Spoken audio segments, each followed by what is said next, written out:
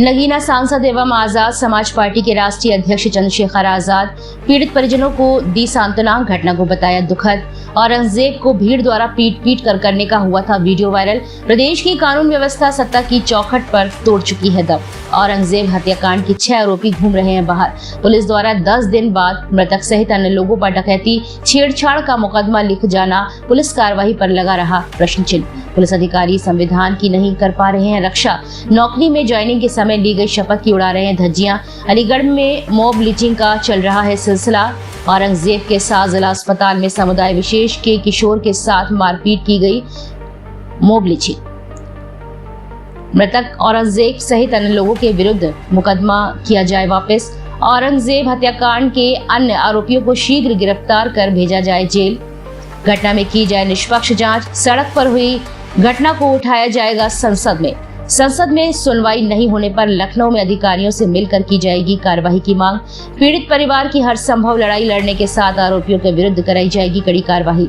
हाथरस हादसे में प्रशासन की रही है कमी। मृतकों के परिवार को दी जानी चाहिए आर्थिक सहायता राशि।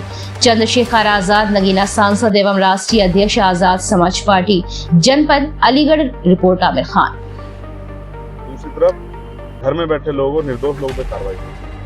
पहली बात तो ये पुलिस और प्रशासन का फेलियर था, जिसको किसी भी कीमत पे भुलाया नहीं जा सकता। इतनी बड़ी भीड़ इकट्ठा हो रही है तो एलआईयू क्या कर रही थी, इंटेलिजेंस क्या कर रही थी, उनके पास इसकी क्यों जानकारी नहीं थी? और जानकारी थी तो उन्होंने उचित व्यवस्था क्यों नहीं की? मुझे ऐसा लगता है कि प्रशासन और पुलिस और सरकारें जानती है कि वहाँ वंचित वर्ग की महिलाएं ज्यादा जाती हैं, वहाँ गरीब लोग ज्यादा जाते हैं, तो वो मर भी जाएंगे तो क्या फर्क पड़ेगा?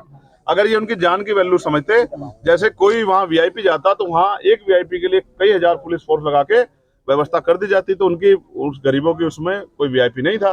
तो गरीब अगर 100-125 मर भी गए तो सरकार पे इससे क्या फर्क पड़ता है? 2-2 लाख रुपए का मुआवजा, क्या कितना पैसा मुआवजा दिया? मुआवजा कितने पैसे का दिया? तो ये बताओ, एक आदमी की जान की कीमत 4 लाख रुपए होगी सरकार के में?